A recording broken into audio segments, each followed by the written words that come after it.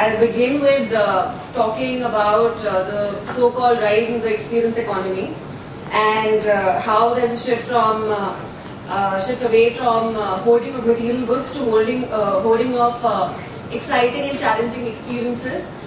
There's a shift within the consumption patterns of people.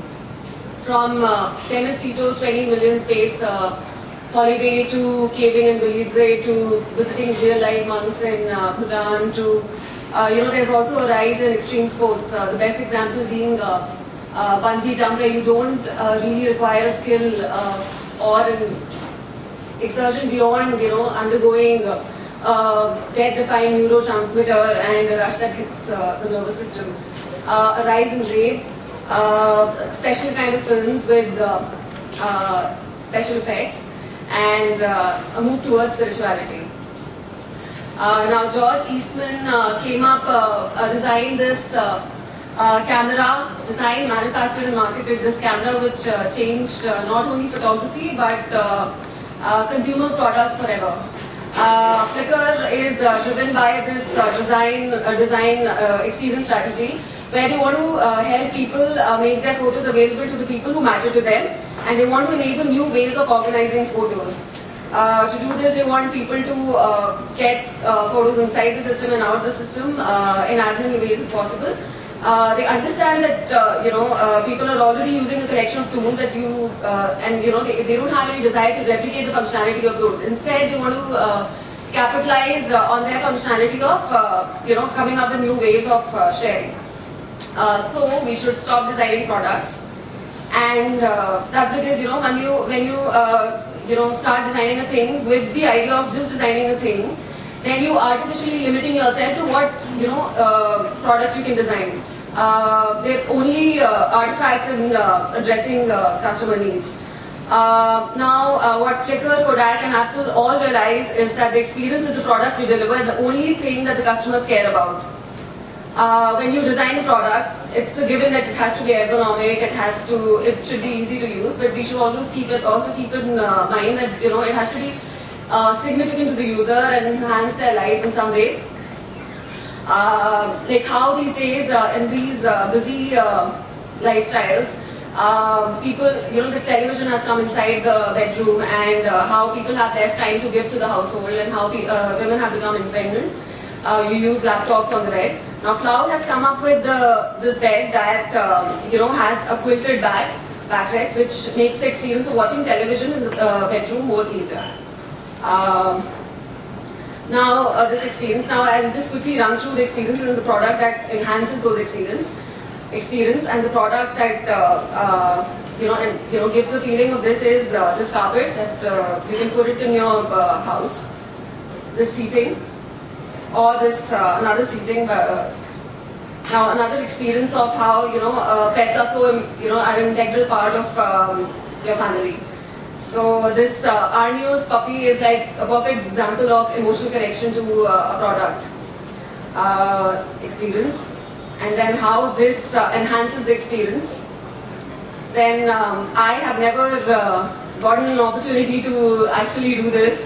But then Tojikun Yoshioka has actually used thousands of straws and come up with this installation which gives you a feeling like you're right in the middle of all this. Then it also, you can also create an experience in a space like a restaurant. For example, this is Bangalore Express in London, and in architecture as well.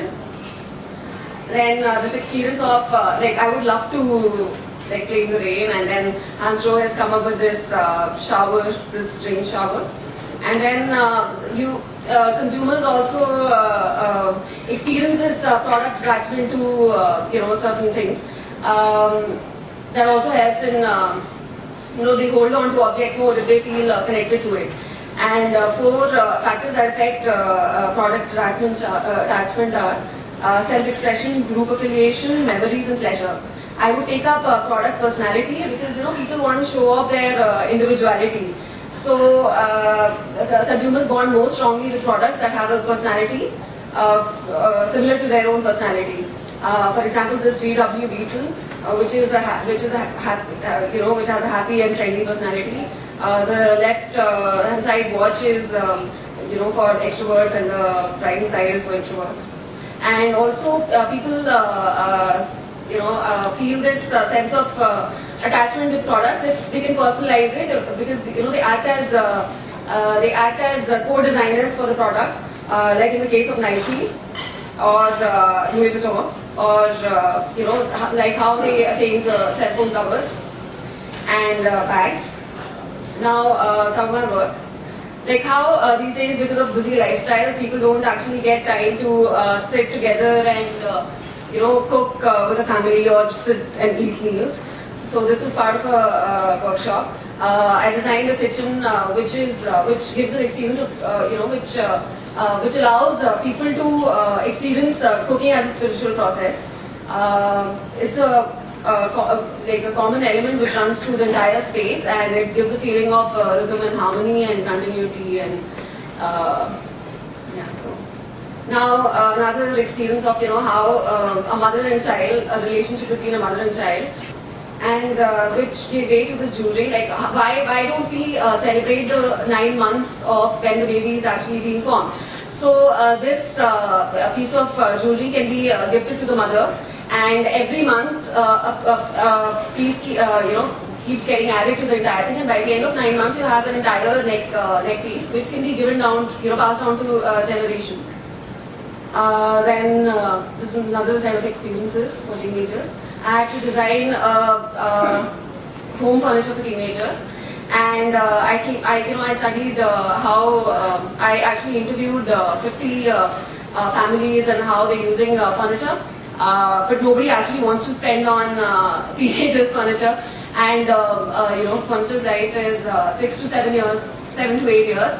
And they keep using the furniture till it's actually good to throw out. Now I designed this furniture where a person can actually personalize it and customize it, because the teenagers' tastes are constantly changing. If it's bulky, and usually what is happening these days is that you have a bed, it's kept there, and you cannot like move it around. But with this furniture, you can actually change it according to your taste. Now these units that are kept around the bed, these guys are like modular, and they can be shifted around. And this study table, which is attached to the shelves, it gives a feeling of teenagers, like 4 or 5 guys sitting inside, gives you a feeling of lounging, a hangout zone. And these are the different ways it can be placed in. And then this is another which gives you a feeling of camping. Life is a holiday, so you can sit inside. You can have these covers, like curtains.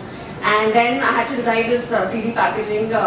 This was when I was studying in Milan for some time, and we had to design CD packaging based on our experience in Milan. Now I just did not want to do just a simple cover for the CD. So I thought, why not, because this was the first time I was staying away from home, so I learned a lot of things, and I thought I can integrate all that into CD packaging, like a game. So I developed this game, which was a combination of checkers and maze. So you open the box, and with every fold you read the instructions. So good design is making something intelligible and memorable, but great design is making something memorable and meaningful.